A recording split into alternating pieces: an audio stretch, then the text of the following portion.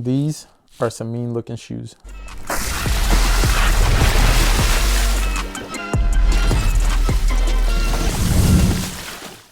What's up guys, Vinny here with Sneaker Tweaker and welcome back to Mamba Mondays. Today we have the performance review on arguably the best performance Kobe ever created, and that's not just my opinion, it's a pretty, I would say, majority as far as the Kobe 6s, and in this case I guess the Kobe 6 Protro. Now everyone has their own opinions, that's just mine, and honestly you can't really go wrong with any Kobe. Again, that's my opinion because some people do have problems with some Kobes. I haven't had a problem with any of them. Now, this colorway, I'm sure everyone recognizes it. It's the Grinch colorway. It's the shoes Kobe wore during Christmas. And honestly, this colorway in general is pretty iconic. It's actually now a little, I would say, redundant as far as what's out in the market.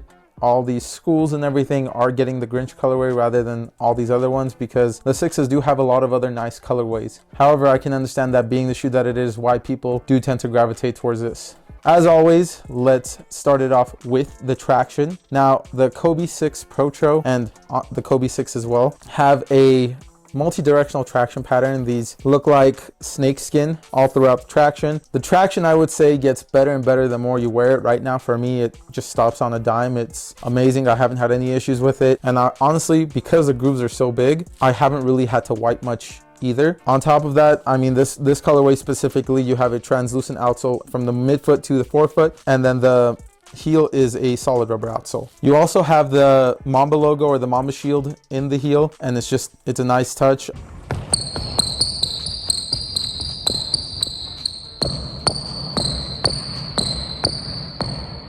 I honestly don't have any complaints with the traction. I guess see really much wear and tear on it either. There is some, but not too much. I would love to play in this shoe more, but because there's so many other shoes to test, I can't take this out on the court as many times as I want to. Now, I don't take this outdoors, and I probably won't, just because I honestly paid resale for this. I paid a pretty penny, and I wouldn't necessarily want to take it outdoors and wear it down just because of whose shoe it is, what shoe it is, and just how amazing it is. I would honestly try and hoop in these as much as I can indoors. Now, part of the outsole, I guess, you have this carbon fiber midfoot shank plate, and it goes from pretty much, like I said, the midfoot. You don't necessarily have it going full length, but even then, it has great torsional support. This does not twist at all. That does it for the outsole. Now, the cushion is where I guess constantly there's been controversy ever since the 1 Protro. The 4 was a step backwards, I would say, not because it sucked, but because it wasn't really a Protro. You have the same,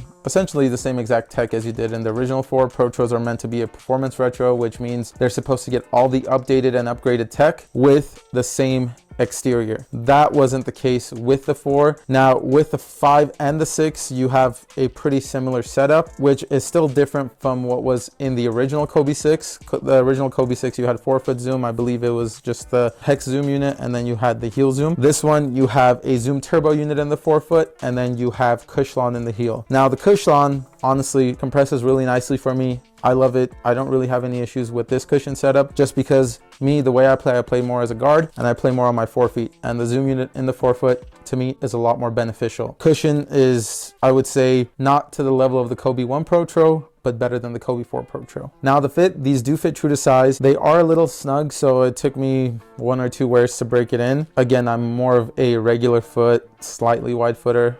I'm really just barely on the cusp of wide, not even anything major, and it just took me 1 or 2 wears to break it in, which is pretty normal. And then on top of that, you do have, I don't know if I can take this out right now. No, I think that midsole is stuck in there, but you do have this styrofoam midsole, which the more you wear it, the more it actually molds to your feet, and it actually says that on the midsole. Super cool, super nice feature. A lot of other shoes recently have been using that as well. Now, as for the support, like I mentioned, these do have a carbon fiber midfoot shank plate. On top of that, you do have everything else on the upper. You do have this mesh upper, and then you do have these, I guess, TPU scales all throughout the upper up until you go to the heel, which the heel has this plastic heel counter. It's pretty solid as far as the support and everything. It's great. I haven't had any issues. Lockdown is amazing, and overall, I honestly can't complain about anything on this shoe. The more and more you wear it, the more and more you'll love this shoe. Now, the materials, like I said, is made up of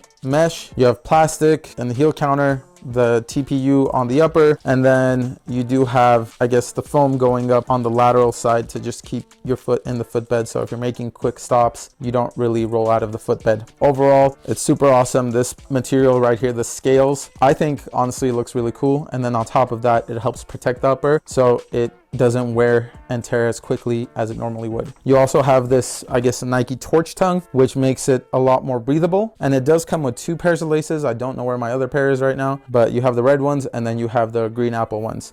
Now, this one is actually called the green apple colorway, but everyone calls it the Grinch colorway. He wore it on Christmas, and just the color scheme, it makes sense. As for the box, you do have a pretty simple and standard Kobe Protro box. It's the standard black one that has been issued with every Protro starting with the 1. So nothing special. It's pretty, I guess, solid cardboard, but other than that, there's no really storytelling or anything significant on the box. Now, these also feel super light, and for a size 9, they weigh about 12.9 ounces.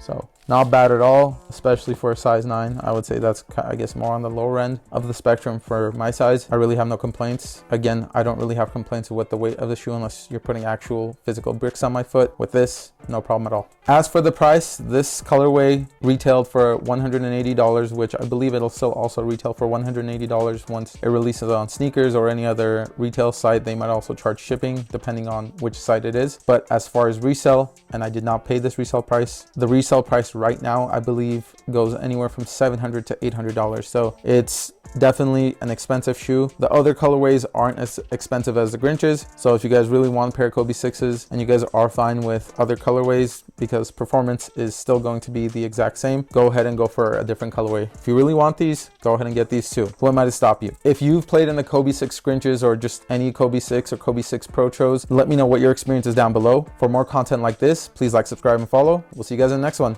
Peace.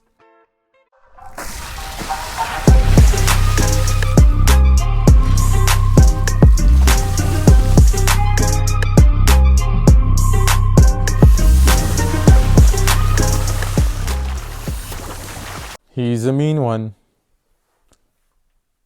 Mr. Mamba.